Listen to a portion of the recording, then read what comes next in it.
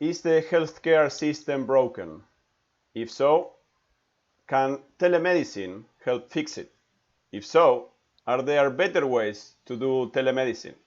To answer these questions, we have a world expert at spatial computing, one of the possible ways to do better telemedicine, Brian Schwab. Brian, a pleasure to Hey, have you here today. thank you. It's Good nice to be have here. you. And as always, we have our co-host, Nathanael Miller, engineer, scientist, father of many satellites that surround us here on planet Earth. How are you, Nathaniel? Fantastic. Good to have everybody here today.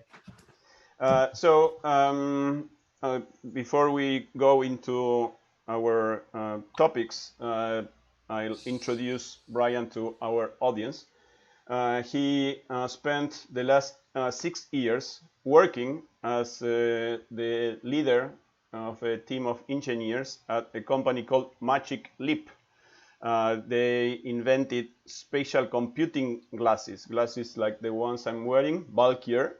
And so I continue to see through my glasses, but now Brian drops incredible things in front of my eyes, like a dinosaur jumping on my desk and etc. And well, he was let go a couple of weeks ago because of the economic crisis. Magic Leap had to downsize. While at Magic Leap, his team of fearless explorers used bleeding edge hardware to create new forms of compelling interaction. Before joining Magic Leap, Brian spent more than 20 years in the game industry exploring interactions from lowest gameplay level to the hugely complex and artificial intelligence reach, working on everything from education to location-based rights, from the Sega Genesis to the modern day Hearthstone for Blizzard. Sorry that I mispronounced. It's okay. Brian, welcome again. No, great to be here. Thank you. And because this conversation is way above my head, Nathaniel Miller will be the one making most of the questions. Nathaniel, please take it from here. Brian, thanks for being here today. I know especially in the emotional roller coaster it must be. I know my heart has been very close to Magic Leap as the company has been growing. I think my brother was employee number 7 there, and I think you know something about him. Yes, I actually worked directly with him. I was actually employee like 60-ish, and so like I've been there for about 6 years myself, and he's been there for more like 7 or 8 or 9. So I will propose that the one who fired you, Brian, is Nathaniel's brother, but you guys can disagree with me. Yeah, I don't think it was his choice. Yeah, my actually the journey. I think we're talking here about a broken healthcare industry, but before we talk about that, it's probably worth just mentioning that it's I grew up with my brother with the teams we build are our family, and this is certainly a traumatic shock and testing the resilience of not just the VR industry but all entertainment, transportation, logistics, food and beverage. The world is really industry-wise struggling, and it's that broader economic consequence we're here speaking about today. You're a spatial computing expert, world expert. So first off, can you just... I try to be. Well, it's working. You're too modest, Brian. You are among the 20 most informed, most knowledgeable people in the world for this industry, in my personal opinion. What's interesting about this particular industry is that it's very, very much still in its babyhood, right? And even just the inputs that some people are using are vastly different from other people's inputs. Some people are looking at infrared, and some people are looking in black and white cameras, and some people are looking at ultrasound, and some people are looking like the amount of signals even that people are using to do the work is different. And so I do have some expertise and I have a lot of experience, but this is a huge space. In the 90s, we went largely from 2D computing to 3D computing, and we're just now getting to the part where I think we have a good sense of what that means for the users and for the experiences and for application space. And so now, if you're talking about 3D to all of this craziness, I can't even imagine how long it's going to take us to tame this universe.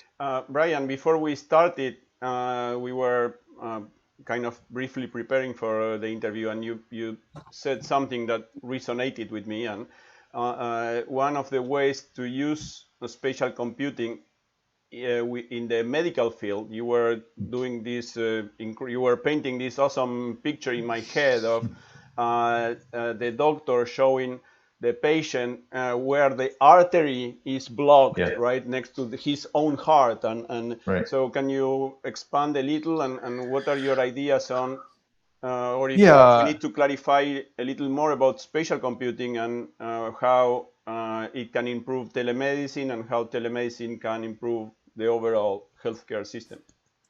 For sure. I mean, well, one of the ways that the healthcare system is really struggling is that we try to give everyone, agency over their own health, but so many of the things that are plaguing them are hugely complex, or potentially even require advanced degrees just to understand what's going on. Whereas if a doctor could show you some of these things, could show you the circulatory system and show you how, like, when you move your arm like this, it cuts off blood flow, and like show the actual things going wrong, they don't have to sit and explain the long words and all these crazy things. They can show the people what they need to know in order to like recognize what's going wrong and what the therapy is going to include and how that will actually improve their overall health.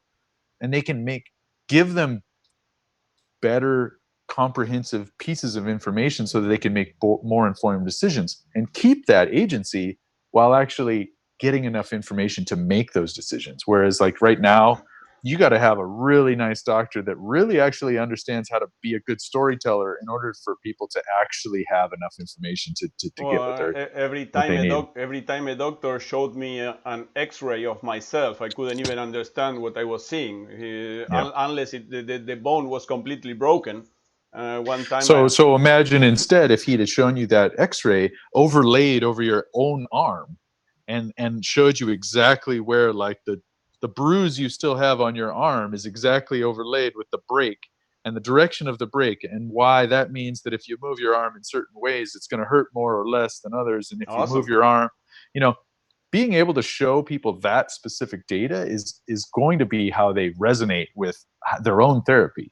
And so the transfer of information from the doctor to the patient is going to be improved, but so is the other direction. Like the thing with a spatial computer, as far as Magic Leap is concerned, and other companies, is that it's wearable. And when you have a computer that's on you, that you're wearing, it is roughly a proxy for you as a person as well. It's not just a phone in your pocket. It is, it's my head, and it's where I'm looking, and it's where I'm sitting, and it's, am I standing or am I walking or am I doing whatever? And like all of that data can be saved, and the doctor can then get that information back and go, aha, towards the end of the day, you're favoring your left leg more. I can tell just in the data of your gait as you're walking around your house. Or that seems like maybe the stroke hasn't completely healed yet, because I can tell from where your eyes are looking over the course of the day that there's some issues that are affecting your vision, and it's not the same pattern that it was the day before. Like, there's a lot of information that the device or spatial computing in general could give doctors in return. So it's both direction, advanced informational flow and visualization and all kinds of goodness as far as just getting more information. We're talking about the doctor-patient relationship here, and so if there's like a nugget, like what would be the big add what's the big add of a piece of wearable technology in terms of the doctor-patient relationship? Well, I mean, I would say the biggest add is that most people, I mean, as far as psychology goes in general, there's what's called the introspection problem, which is that most people have a really hard time recalling specific details when they're asked by doctors. They have a really hard time recalling things that happened too far in the past, and they have a really hard time recalling things that aren't really big, right? And when you're dealing with health problems, a lot of them are very subtle. They're very sort of holistic body. They're maybe things you didn't even notice at the time. And having a device that you wear that can help you track things that are subtle, that are longer range than the average person's attention span is, and that can be holistically sort of analyzed by the doctor, I think is going to sort of revolutionize, so that he doesn't have to ask a patient, on a scale of 1 to 10, what was your pain level today? Because like the answer to that question may be based on whether or not they just had their favorite treat versus like what they actually felt during the course of the day. Whereas like he never even has to ask that question anymore. He can get detailed graph of their pain level over the course of a day without ever having to ask. And so like getting that kind of information out of a wearable is I think going to be the primary goodness, or the highest and most easy. It's almost a passive value add, that the patient doesn't have to like fail all the time when the doctor asks them information. In the light of a failing medical system, my wife, we're expecting our second child, and just today she went to the appointment, and I was not allowed to go for risk of coronavirus infection. Can you comment? So can you kind of connect that thought of a wearable medical device to the psychology of somebody potentially inflicted with a coronavirus infection? So I mean, I think the coronavirus is actually a beautiful sort of like example of something that, like, the problem is that we all know it is a strain of the flu, and so when you connect something that's potentially deadly to something that sounds not deadly, there's a problem psychologically with most people. They're like, well, the flu comes every year. How can that kill me? Like I think people do understand that like people die from the flu every year. That's not the case, but the percentage of people that have had someone over the years die from the flu is actually somewhat lower, I think, than will potentially be the case with coronavirus, right? And so there's that sort of disconnect there, and then plus the set of symptoms that people have been told to be watching out for are a little bit all over the place, and they're a little bit like most medical symptoms, which is like, do you have a little bit of lightheadedness? Do you have trouble breathing? Do you this? Do you that? I mean, and again, like, if Grandpa smokes a pipe, I could potentially have trouble breathing, and and not really recognize that it's maybe from that, and maybe it's not from that, and so there's a set of sort of loose, dependent things to watch out for that people don't really have a good sort of way of navigating that decision making process. So again, a device that like can visualize information better, that can like have some sensing of you and of your environment, and kind of like walk you through these complicated sets of variables and questions that you need to kind of be cognizant of in order to like really make a good decision. That to me, it's like a perfect example of why it would be a useful tool, right? Because like there's probably a set of, let's say, 15 questions, if they're asked in the right direction and in the right order, and they know a little bit about you. They know your age and your overall health, and maybe like your day-to-day sort of very high level things you do. Suddenly, that like the set of questions that you would need to ask a patient in the confines of their own home, when they're not going to be stressed out by having to travel somewhere, it's going to help them to relieve some of the anxiety that they don't know whether they're healthy or not, and also to kind of like know what to watch for in the future, so that they can like help themselves even prevent getting into situations that maybe aren't the best thing to have happen. Gents, I'll just two thoughts that are probably completely unrelated to this conversation, and I guess then we continue. The first one, when I first heard of spatial computing, I was in awe. Since the early 1900s, we went through four technologies, audiovisual technologies. first it was movie screens at movie theaters. Then we got the television. Then we got computers and then smartphones. In all four cases, there was a screen in front of us. And for the first time ever in the history of humankind, what spatial computing allows is that there's no screen anymore. Now the entire space in front of me, it's a live theater of sorts. So that was astonishing and inspiring. And so anyway, I guess that is a useless comment. But and then the second comment is Brian. Almost when we started, you mentioned about individuals being the agency and how we could, each one of us could be responsible of our health. And I find always way to get myself in trouble.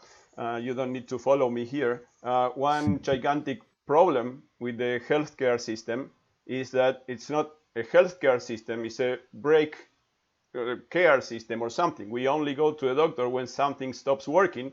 We never ask the doctor, hey, what should I do to be the healthiest I can be? And and I don't know if this is because of someone profits financially from this status quo or what. Hopefully, spatial computing or telemedicine or something else one day tells us, hey, you've been doing it all wrong or 99% wrong for the last 100 years. And this is how to do it. And instead of taking this one pill that has 200 side effects, take these 3 vitamins that probably will keep you healthy. So what's interesting to me is that, like, with computing, the curve of computing that you talked about, going from massive computers to personal computers to smartphones in our pockets and now potentially wearing them.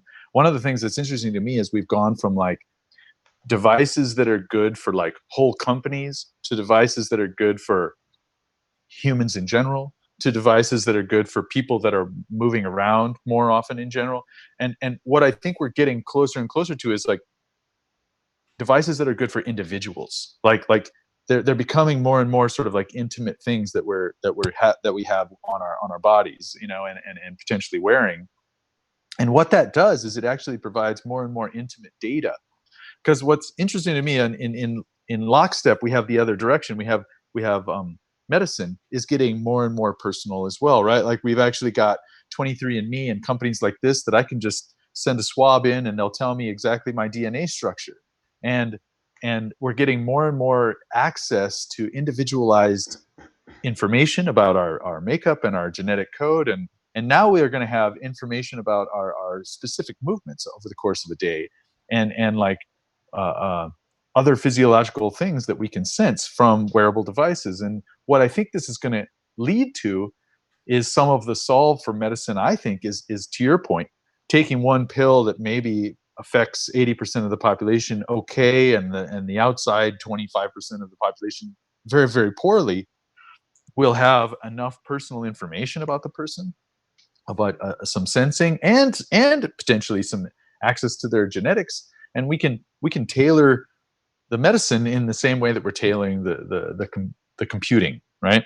And so I feel like we're getting from the direction of sort of like personal computing to personalized computing, and likewise we're getting more and more from like, part of the problem I think that we have with the medical field right now is that in America the average doctor, general practitioner, probably has 3,000 current patients, and so like you call your GP and you say I need an appointment, he's like, okay, I'll see you in 3 weeks.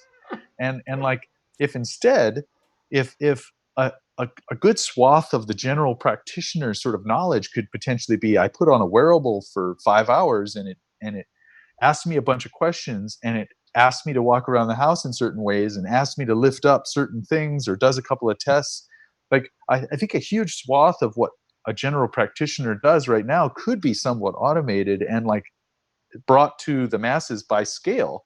with an advanced set of sensors that a person is wearing, and it knows more about you than a general practitioner. I mean, everybody spends the first 15 minutes of their time with a general practitioner talking about their history. He has to quickly read a packet of paper and figure out who this person is and how I can fix them in the second. And so I think that's part of the problem, is that we need to get this sort of like to scale. We have increasingly complex health solutions, and we have an increasing population. And so our population of doctors just can't scale with the amount of diagnostic triaging and therapeutic data they need to pour over. And so wearable devices that have advanced compute, I think, is going to be one of the ways that we can fix some of that problem. And to Nathaniel's question earlier, I think that given the constraints of having to try and know all of your patients and trying to help all of your patients, they don't have the ability really to ease you down anxiety-wise from many of the scary places that people walk into their office that have gotten themselves into.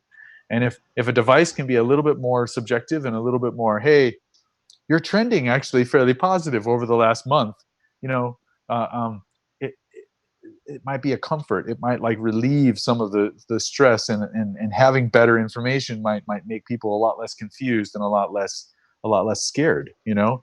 And any health of go. Oh no, I was I had inguinal hernia when I was 6 months old, and I went through surgery. I probably have told this to 300 doctors over my lifetime, right? Because they always start with, okay, what did you have, right? And so please, someone put my information somewhere, so then I start repeating myself for another 300 times for the next 53 years. No, it'd be wouldn't it be beautiful if your device, your wearable computer, it knew what it knew, and it also knows the three things that it can't test for because it doesn't have the right sensors or the right equipment. And so when you get to your doctor's office, the device has told your doctor, you know, here's what I think is mostly wrong with this patient. Can you please run these tests and then cross-reference them with this information? Like suddenly the doctor has an assistant that is not just measured your height and your weight and your blood pressure, but has measured 57 things and has potentially said, please do these 3 tests in the office to see what they do. You know what I mean? Like that's a much more vastly improved just assistant to the doctors. I have a closing question for my line of inquiry here, and you were talking about a fairly significant piece of technology, really maybe the innovation of our lifetime.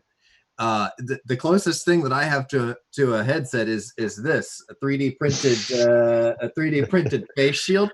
Yes. And the closest thing that I have to a wearable is this, and we almost all have them. So given that we're in this agency, in this conversation, I'll just say a few things. We're talking about giving agency to a patient. We're talking about technology assisted health and wellness. Yes. Is there an intermediate step between Battlestar Galactica and where we are now?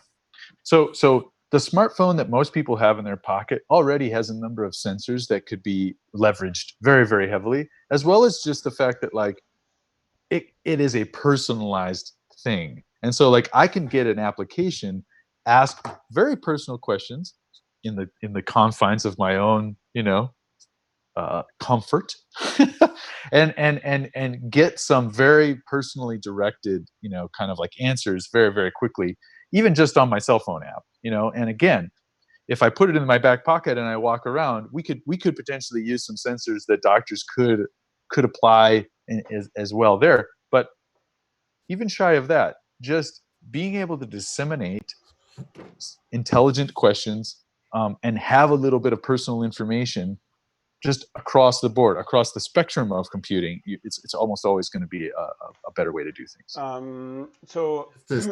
Brian, we've mentioned this to you. We haven't mentioned it frequently in the interviews. At CuredAtHome.org, we are in the very final days of launching an app that will help uh, uh, uh, uh, people related to coronavirus in two significant ways. First, they will be able to have a self-assessment about Mhm. the possibility of having the coronavirus or not.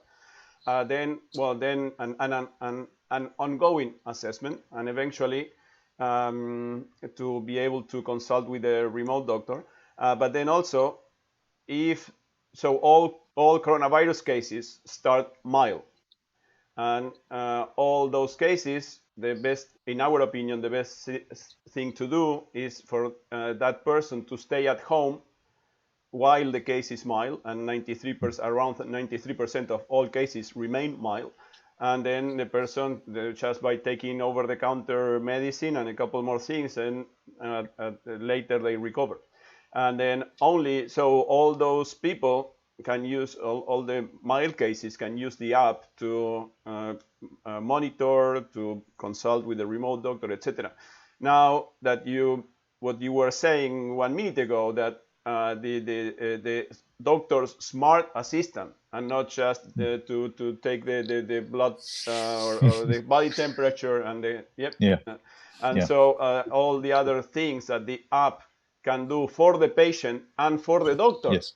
right? Yes. So perhaps there is a way to incorporate some of your thoughts into this app that for now it's not doing any of those things, and it helps with the coronavirus, but it doesn't help much with all the other things.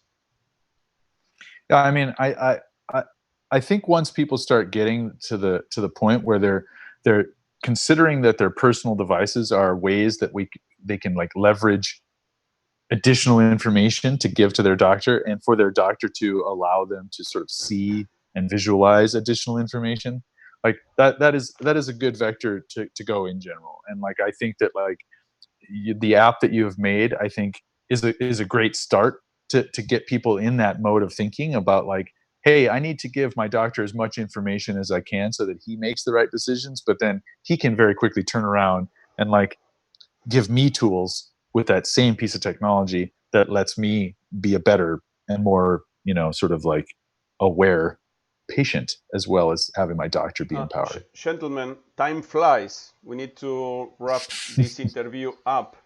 What are the one or two very brief comments that you want to share as a kind of closing statements, and for the viewers, if there's something that you think it's the most important thing? Nathaniel? Sorry, Brian? Sorry. No, go for it. Nathaniel? Oh, mine's pretty simple. I just in summary, the discussion I thought was really rich, and we're continuing the conversation about equipping users with robust context data and diagnosis interactions. And I think that the conversation here was really useful in terms of talking about sort of the bleeding edge of state-of-the-art technology and something that you can get today, like a pulse oximeter. And I think that the if you're watching and you're staying in the conversation, be sure to like and subscribe as we're going forward. More than that, we're actually actively recruiting. We need help on getting the message out. We need help on doing some of the due diligence. We're still doing the work on the medical side, and then also on the technology side, and understanding more detail about what technologies. Where there are certain technologies that can be used and where there are other people doing good things. So if you're watching this, you like what we're doing, please reach out. You can go to you can just shoot at volunteer@CuredAtHome.org, and we'll be getting back. Most likely, I'll be getting back with you to see where we can get engaged. Ryan? The only thing I would say is like, I think that like people have done a good job. Like one of the things the internet has done in general is like for people to like get more information. The beautiful thing about more personalized devices is that the information that you'll be getting will incorporate you directly, as opposed to just going on to online and reading lists of symptoms and saying, maybe do I have that and maybe don't. Like our personal devices are going to actually inject our personal data into those sorts of things much, much more frequently as we go into the future. And I think that's actually very, very cool as far as I'm concerned for help in the healthcare field. and others. Brian is out of a job for about 3 or 4 weeks. We tried to entice him to join us at our parent company, which is Spatial Garage LLC. I think that the balance in our bank account of $4,000 and change didn't impress him. So we may fail at recruiting him. And so I know you, Apple, Google, Microsoft, you're listening to this. So here's a great candidate. So call him. That was a joke. For our viewers, I hope you enjoyed this interview. I did so greatly. And so, Brian, thank you very much. Nathanael, thank you. And I hope you enjoyed, and we will see you the next time.